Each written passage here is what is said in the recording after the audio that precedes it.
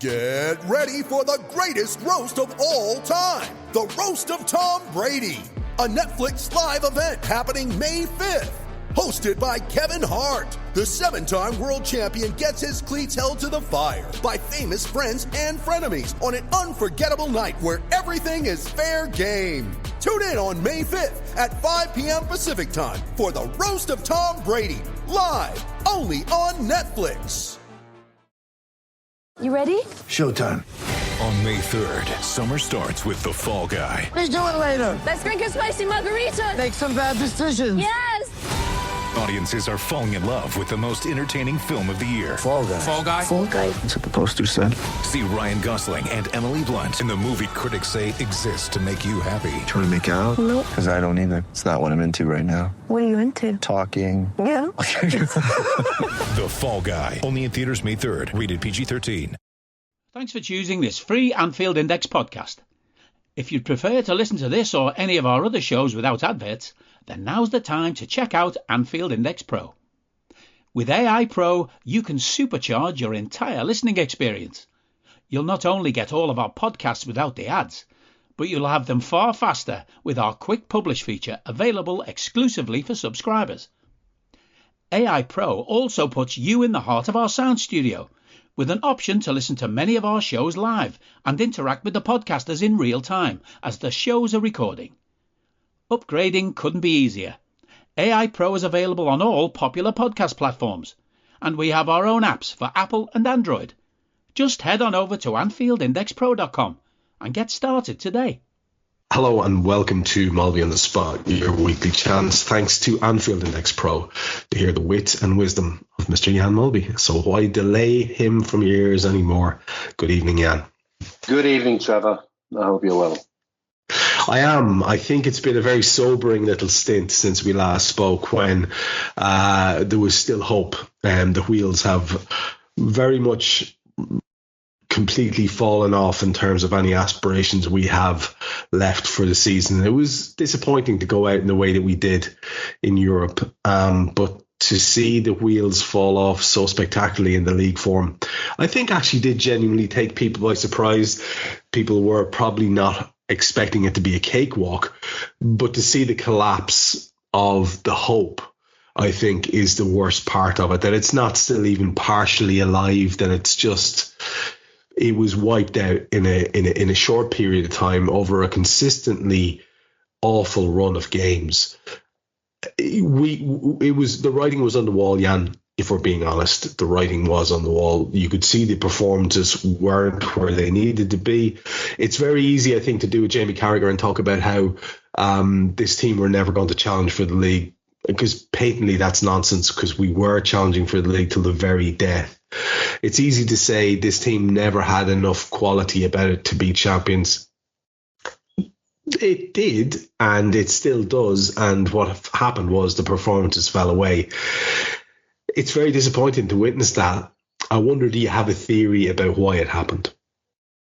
So the first thing, when you mentioned Carragher and all, it's clickbait in it, Trevor. I mean, it winds me up, isn't it? You know, everybody's talking in headlines, and it's almost borderline lazy journalism, isn't it? I think if you look at our quality compared to Arsenal and Manchester City, in a number of positions we have less quality, but that doesn't mean that you can't find a way of being involved. And we found a way of being involved for a long, long time.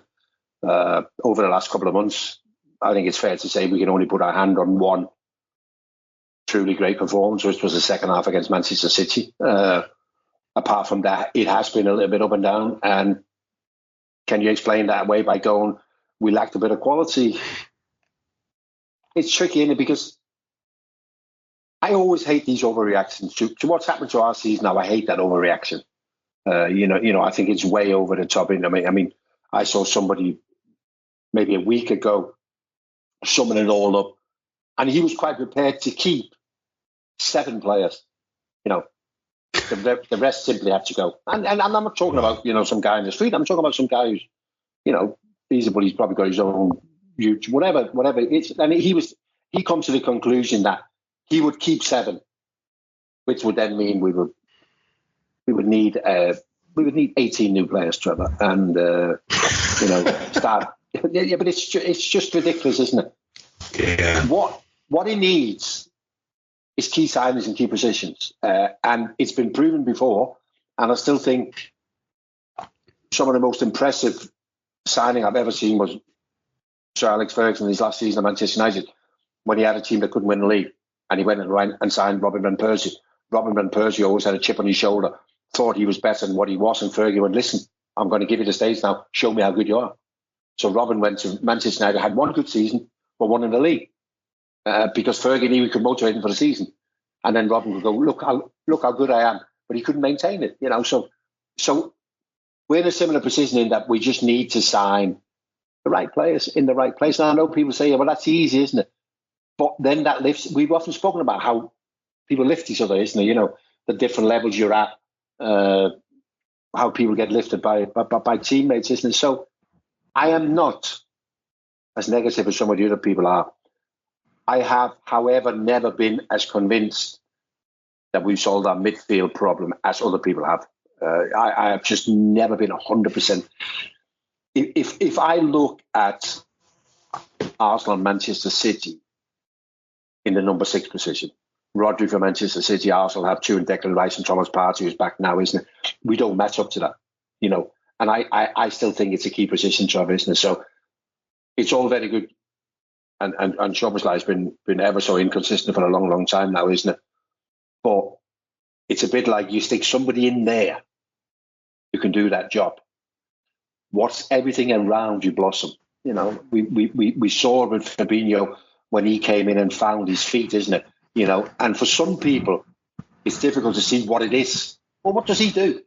Never mind what he does, just watch the impact he has on everything around him, isn't it? So little positions in a centre half is up for debate again. A lot of people now saying that Kwanzaa is not good enough. I refuse to believe that. I still like the boy. I know he's been involved in a couple of mistakes. I mean, Christ almighty, who's played centre half and not made a mistake? So it's all part of this. So I'm nowhere near as gloomy as a lot of other people. I think it can be rectified, and obviously I put a lot of hope on Michael Edwards. Michael Edwards was the boy in town last time he was around. If you look at the signings after he's left, it's been a bit hit and miss. If he can go back to, let's not forget he was also part of signing Bobby Firmino. And when Brendan Rodgers said he's not good enough, Michael Edwards went to the board and went, I am telling you, there's nothing wrong with these players. And he was proved right, wasn't he? So he needs to do that again for us. He does. The new era and the new structure is going to be massively important. And obviously we want to talk about the new manager as well, and Trevor, potentially, yes. The new head coach. The new head coach, pardon me. The new head coach, yeah, which in and of itself, of course, is an interesting concept. And the changes that will bring to the playing squad and the playing style and all the rest of it, and we will do that. But there is still a partial season remaining. There are 3 games left to play. I wonder, when you look ahead to them, I mean, there was always the danger that if we fell out of contention, that you were looking at limping towards the end of a season with a manager whose opinion of you is now irrelevant, with the best will in the world. That's the reality of it. And so that was always going to be a possibility. But I think most of us believed that we'd probably get to the last week or two with it in contention. I don't think anyone, Jan, foresaw just how awful the results have been in recent weeks, and it's so crushingly disappointing. And you can talk about injuries all you like, but it just happens to coincide with us getting several players back. And the one thing that was consistent across all of the bad results in recent weeks, the period in which we haven't actually spoken, has seen the 2 worst results. Obviously, the United Cup game was the beginning of the end in many ways. But what really has been common across them all is there isn't what fans hang on to as that real desire and heart that we've been so familiar with as Liverpool fans under Klopp. to go and do something about it. You can talk about huffing and puffing as much as you like, but in the second half against Atalanta, we managed a single effort on goal when we needed to make up goal difference. That's kind of unforgivable. We've had a few 20-something shot performances in the meantime, but again, does it matter a damn if the whole team doesn't appear to be on it? And you could pick out anyone you like. You could pick out our superstars. You could pick out Virgil. You could pick out Mo. You could pick out anyone. You mentioned Dom Szoboszlai, whose form has fallen off a cliff. And you could say that they haven't been up to it. Darwin Núñez became the scapegoat after a story was sort of, I think, mischievously linked to the press about how he wasn't really a Klopp player. And of course, that brings with it all it brings with it, and all the crazies come out to play, and all the clickbait merchants come out to play. But the thing that I've seen, Jan, with my own eyes, is that it just seemed as if we didn't have that intangible thing, that kind of passion, desire, drive, belief, whatever it is that we have so associated with Klopp teams and had done actually all this season up to a point. It just seems like that bubble burst, and that's hard to take because there are still so many great players there, but almost as we were getting great players back, the results started falling to pieces. I can't come up with anything aside from that it was some sort of emotional sort of exhaustion with it all. That's the best I have to offer. Can you see anything tangible that I'm missing? No, probably not, Trevor. I mean, what you won't get me to say is that, because we didn't say it when Klopp decided or made it public that he was leaving, that we didn't say at the time then, I don't like the timing of it, or it's too early. We felt that it would act as a motivation. So I'm not going to go back on that and try and be clever in hindsight and go, well, it was bound to have an effect because I didn't say it at the time. The one thing I was thinking of, Trevor, and coming from a player's view, is that it's very, very difficult to find players that can be at it all season. There's only so very few of those players, and that's why we always talk about the great players, and we go, look at them, and Mo Salah falls into that. Yeah, I mean, look at Mo Salah. Take away the stats in terms of goals and assists, yeah, and just purely look at available minutes, the minutes that he plays. All these things and they're part of what you buy, but there's only so very few of them, isn't it? And that's the one thing I'm looking at these players. Even McAllister, I'm looking at him and I'm going, over 60 games, would he be at it? Over 60 games to the level of a Henderson when he was at his peak, at Fabinho, Wijnaldum or whatever. I think he's a better footballer than all three of them, but would he be able to be at it at the level required for 60 games if we run into a 60-game season? I'm not sure. So I think that's where we have the problem, is that those players, the durability of not just being able to play, but being able to maintain a standard, isn't it? As much as we, Jordan Henderson was maligned a lot during his time at Liverpool, isn't it? But there was always something about Jordan, wasn't there? Whether that was the first game of the season or the last game of the season.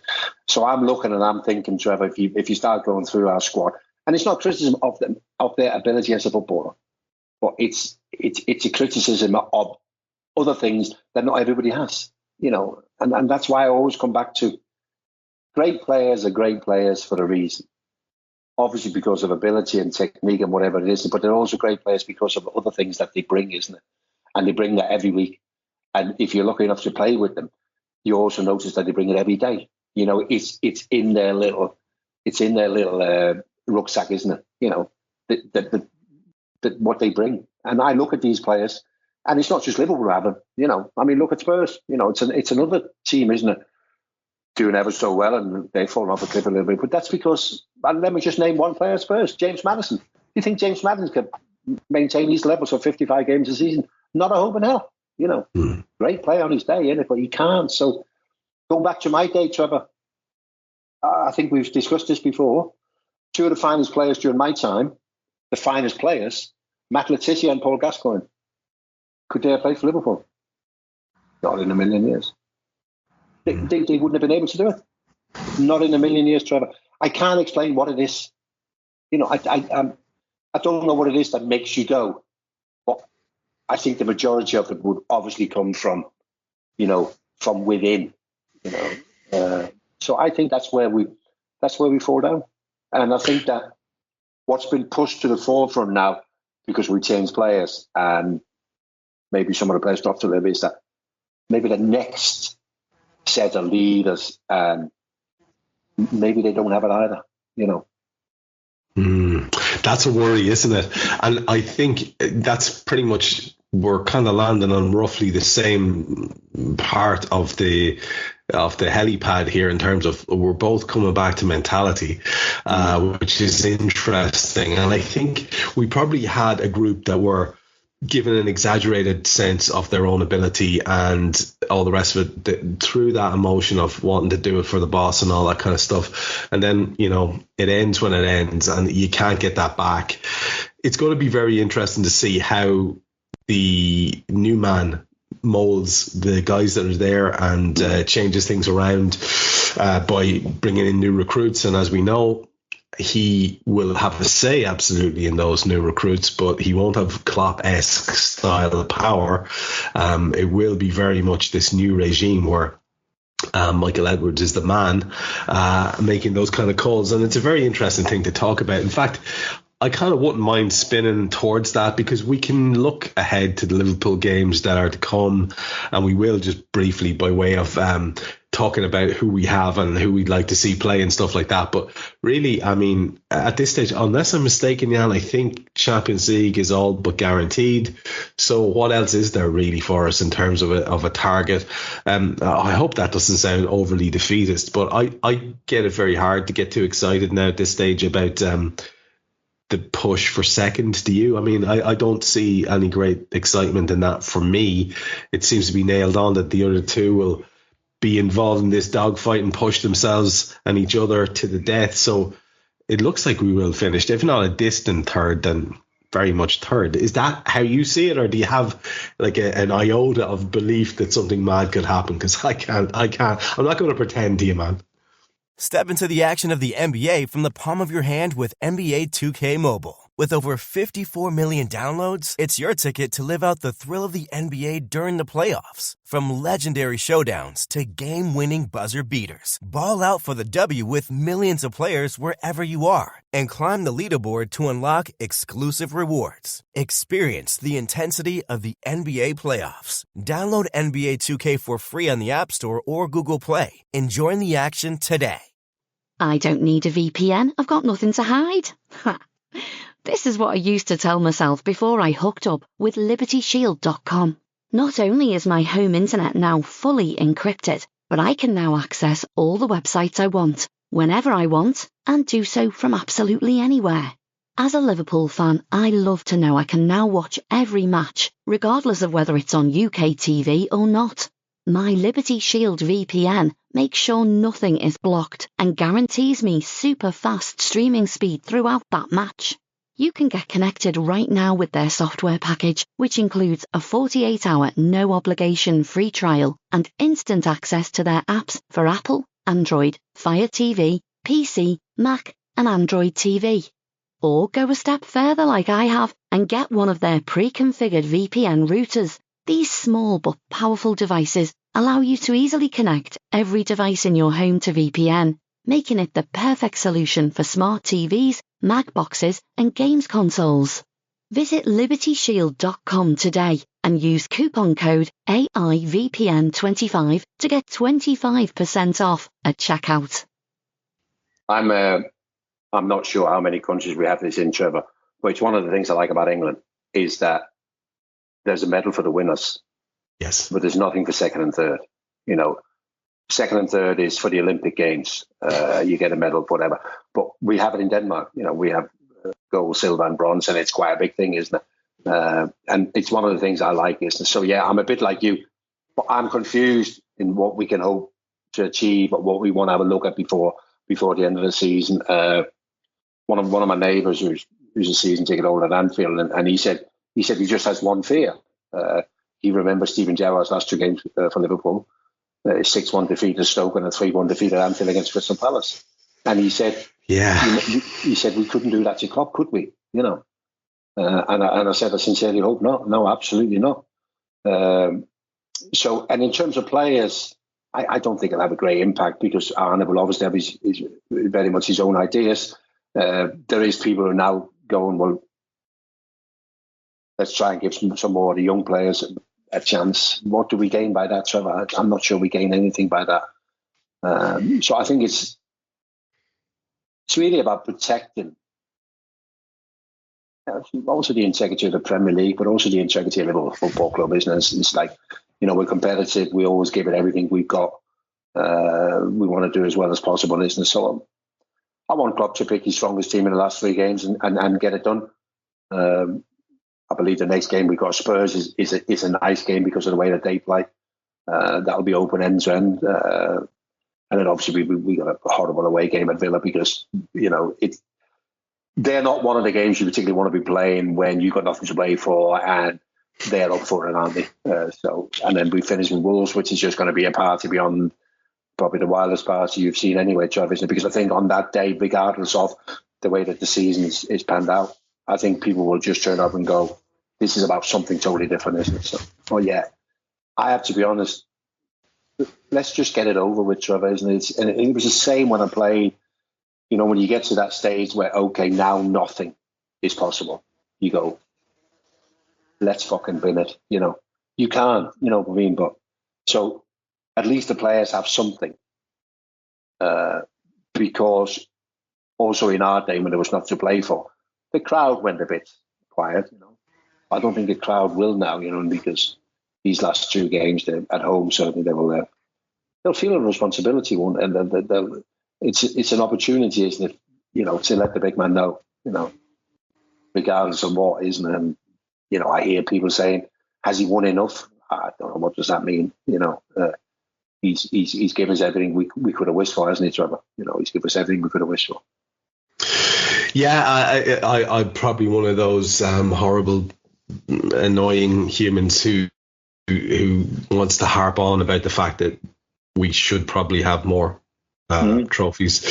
The way I always explain it, Jan, is that, statistics and being the best attacking team in Europe for X amount of time, or having the longest winning run, whatever that wonderful streak we put together was, or records at home, or none of those things, especially when it comes to the more nerdy stuff like, well, we're the best run club in the world, or have you seen the balance sheet, or our recruitment has gone through the roof. Okay, these are all wonderful things. They don't keep me warm at night. You know what I mean? Trophies do, and I just feel that it's ending very much with a little bit of a whimper. It feels like that. I don't want to be that guy. How much I admire Jurgen Klopp. I think we've both talked about it, but it feels, doesn't it, a little bit like it. I think we have to be honest. There's only so much we can hide behind the Manchester City 115 charges, petrol money, etc., etc. It feels like there should be more to put beside this era. Now that it's coming to an end, it feels kind of overwhelmingly sad to me that there's not more. That's where I'm going with it. I'm a bit. Yeah, no, I fully understand, and I think we all have it. I look back at the most successful period I had, which was my first 6 years at Liverpool, and I go, I can't believe we didn't win more than what we won. We won 3 titles and 2 FA Cups, and I can't believe we didn't win 4 doubles. And so I think it's a good thing to have that. But I do agree with, we have hidden a little bit behind the Manchester City sort of thing, isn't it? And, one trophy you forgot to mention was a net spent trophy, isn't it? That's been important for a lot of Liverpool fans, isn't it? But, it's another one, isn't it? That what exactly does that mean? I'm not really interested, because today it's about money available, isn't it? How much can you give to the manager? What is your budget? And that's more or less where you spend, but that's more or less where you finish, isn't it? So, yeah, it is a little bit. It is a little bit sad, Trevor. I have to say. I was in Dortmund last night for the Dortmund. Who did they play? PSG. PSG. Yeah. And it always makes me remind me of, of Liverpool, obviously because of the song and because of Klopp and whatever, isn't it? Because that's Dortmund will be as close to Klopp as Liverpool is, isn't it? You know what I mean? So they always sat there, talking to a few people, and they have a massive dream, don't they? That one day he's going to walk back in some capacity. They just said, "I hope you've looked after him." I said, "Yeah, we've looked after him." I said, "Yeah, absolutely. We've treated him well, but he's also treated us well, isn't he?" And they say, "How will you remember him?" I said, "Well, it'll probably be more like, because what you mentioned in terms of the trophies, it'll be difficult to mention him based on trophies because he doesn't match up to the most successful managers we've had. So he more becomes like human things, one of human touches, and the way that he got the City from the first day, the way he got the football club and his role in the community. It'll be more things like that you'll remember, isn't it? And one thing I said is that I obviously travel to a lot of games, and a lot of people say to me, Trevor, they say, I'm not a Liverpool fan, but sometimes I just wish we had Klopp as our manager, and I think that's kind of sums him up, doesn't it? So, and it won't be like, Shankly when he left in 1974. We still did Shankly things up till 1991. So he left a whole different legacy. Why are we still doing this? Oh, well, we started this in 1959 with Shankly. That won't be the case. Next year, he won't be doing any Klopp things, because Arne Slot will come in and change everything. And Klopp is not credited with the training ground, whereas Bill Shankly was credited with designing the training ground and all things. So it'll be a different legacy, won't it? Because football moves on. We did hot and cold baths. Why did we do that? Well, Bill Shankly said it's good. You can't eat bread rolls. Why can't we eat bread rolls? But Bill didn't think bread was good for you. You know what I mean? Why is there a bag of sugar in the tea? Get energy from sugar. Really, I didn't realise that. You know what I mean? Bill said so. You know what I mean? So Klopp won't have that kind of legacy, will he? There won't be a visible legacy. You won't visit the training ground and people go, "Oh, well, this is where Klopp did, whatever." Which we had at Anfield until we changed the men's stand. Shankly, this was Shankly's boot room. This was, Shankly put up the sign. You know what I mean? So Klopp's legacy is going to be something different, and it's going to be more on a human side, I think. You know what I mean? People who've met him, people who've been influenced by him, people who've been inspired by him. You know what I mean? So yeah. I think that's what I told our friends in Dortmund. I think that's absolutely fair. I think it's amazing that they're thinking of a reality where he walks back through the door. That's amazing. That would never have crossed my mind that they would even have that hope. But you're right, because look, nearly men we may have been, but the fact that we were nearly men to some of the highest achieving teams ever suggests what it was, which is that we have been a wonderful team under Jurgen Klopp, and we've had huge amounts of fun in terms of being able to follow this great team, watching great footballers doing great stuff. It has been remarkable, and when you get away from the little bottom line thing about trophies, it has been an incredible era. And you could say he had a Shankly-esque sort of impact on the culture of the club in different ways as well. I mean, it famously, since Jurgen's been at the club, we have this signing policy, which has been shortened to the no dickhead policy. Yeah. I mean, I tell you what, as legacies to leave behind go, that's a pretty good one right there. I mean, because it means you're going to have a united group all the time, and it's not going to be as fractious as it could otherwise be. So, look, there's so much to value about the guy. And at the end of the season, Manchester United selling everybody, including Bruno Fernandes. You don't want Bruno? Yeah, well, I forgot all about the shit stories going on at United.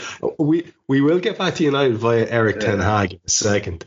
But I think it's important. We'll do a retrospective on Klopp when it's over. And you're right, the last game of the season, I mean, it won't have quite the same feel to it now in terms of being able to celebrate something, but I think most people will have gotten over themselves by then, and it will be a big belter of a party. That's exactly the kind of party I think Jurgen should have. I was just kind of joking with the lads. I didn't want to hear about a parade or anything like that.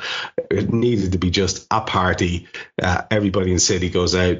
Everybody starts hugging each other, telling stories, singing songs, and we all wake up in a fucking skip somewhere. That's the kind of party it should be. That's the kind of madness that it's been under Klopp. Really great, enjoyable madness, I think, is a good way of thinking about it. I wonder when we look ahead to, seems to be the heir apparent, no official thing yet, but like it's all but done, and the guy himself is talking about it, and it's Mr. Arne Slot, or Slot rather, I should say. It's not a Dutch SH thing.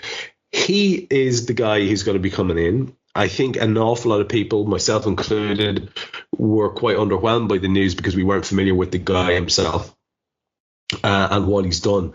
And I've been trying to do a little bit of research and find a few things out, and there are a few interesting things. Like I said to you before the mics went live, I hadn't been aware in my ignorance that he was tapped up by Spurs ahead of their appointment of Ange Postecoglou. They wanted him first. I hadn't been aware that Leeds had wanted him. When I looked into it, I see that he had AZ Alkmaar level on points with Ajax, maybe slightly better goal difference, something like that, going into the season that got called off because of COVID, which is, you know, quite remarkable because not exactly a fashionable club.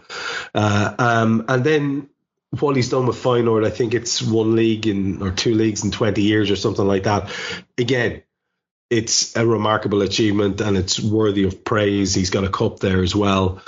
These are all things you look at. And when I was looking at potential candidates, Amorim, because he had two leagues against two more prestigious clubs, I thought, well, that's great because it really parallels, say, what Jurgen did. It parallels what Rafa did.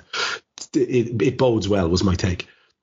But we've all got to get used to the fact now that it's going to be Arne Slot.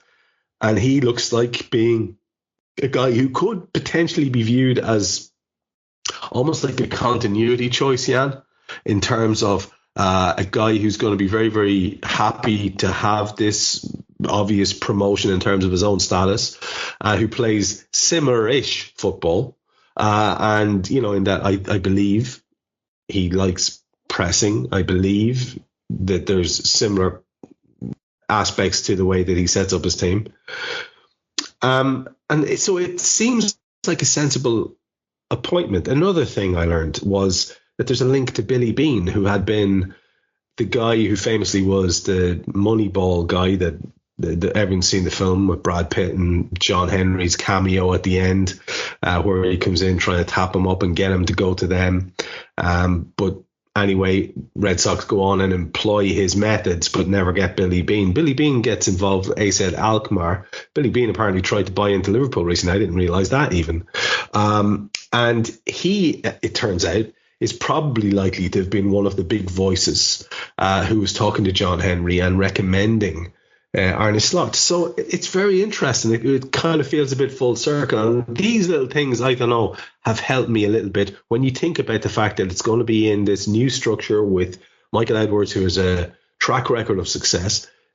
They've all comforted me a little bit. It makes it feel less random. Does that make sense? Yeah, it does, absolutely. I mean, I think we started to realise, didn't we, that it was going to be a left field appointment. You know, when we started to hear that Ruben Amorim maybe was no longer the first choice and he was going to have an interview with West Ham, which was really bizarre, wasn't it? And you thought, well, he's got to be out there running, hasn't it? And then you kind of start to look around. And I started to look around, and obviously Arne Slot was one of them. And strangely enough, I was at Stamford Bridge when Chelsea played Manchester United on a Thursday night.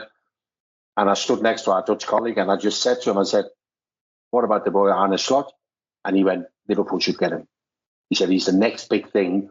In Holland, sort of modern day coaches, the two biggest names are Gus Hiddink and Louis van Gaal. And he said, this boy has got the potential of being better than both of them. Now, Gus Hiddink was one of those, all the players who ever played for Gus always said that Gus had an incredible feeling. He always felt what was needed, whereas Louis van Gaal was a really good technical coach. But they think this boy's got the potential of outdoing them all. And then I said, you know, Feyenoord to the Premier League, to Liverpool, what do you think? He said, no, he has the personality. He speaks much better English than Erik ten Hag. He's got a much better sort of understanding, better sense of humour. He said he's not as forthright. He said, so no, he said I'm 100%. He said, I know he's been doing some work with two of Holland's biggest players ever, Marco and Basten and Ruud Gullit, and they both said, wow, you know, this guy's for real. And then you add everything else into it, all the things that we can kind of see ourselves how he plays, because you can go on YouTube, can and have a look at how Feyenoord plays, and it's intense pressing, isn't it? You know what I mean? It's playing forward, you know, it's being direct, isn't it? So all that looks good. So the one worry you have, Trevor, is Eredivisie to Premier League. We saw it with Ten Hag. I also think that we've seen it quite a bit with Dutch coaches generally. You know, every year you almost feel that there's somebody who's either at Ajax or PSV who's pulling up trees, and everybody goes, wow, he's going to be the next big thing, isn't it? And very few of them have travelled well, I have to say, you know, so it'll be interesting. But I am looking forward to it. I'm absolutely looking forward to it, because he will give us something. You know, the one thing I worry about, Trevor, is that power we had at Anfield. I feel a lot of that came from Klopp. You know, we were unbeatable, weren't we? You know, the record at Anfield is just scary. And that's the only thing. You know, I don't worry about his overall coaching and whatever, but whether he can get that power involved, you know, where we just overpowered teams and won games. And, you know, I don't know whether he's capable of that, whether he has the personality to do a similar thing, you know what I mean? But yeah, interesting. Great, I'm looking forward to it. I'm absolutely looking forward to it, Trevor. Hey guys, it's Eddie Gibbs from Anfield Index here. I hope you're enjoying this podcast, and I'm sorry to call time on the show before it ends. In the current climate, it's tougher than ever before to offer podcasts for free. At Anfield Index, we produce over 75 free shows every month, which I'm confident is unparalleled in the LFC sphere. Whilst we'd love to offer everything for free, the production costs now make this impossible. That said, we don't want to follow the model of other channels and lock all of our content behind a paywall. So what we've decided to do is to continue offering every show for free, but cut that offering to 30 minutes on our longer shows. So to get all of our shows in full and enjoy the best of everything we have to offer, we really hope you'll consider supporting the channel and signing up at AnfieldIndexPro.com. For about the price of 1 cup of coffee, you'll get every podcast in full with 0 ads. You'll also get access to our LFC VIP community, where you can enjoy live podcasts, engage with our podcasters, and chat with other Reds in real time. So that website again, AnfieldIndexPro.com. Join today. Sports Social Podcast Network.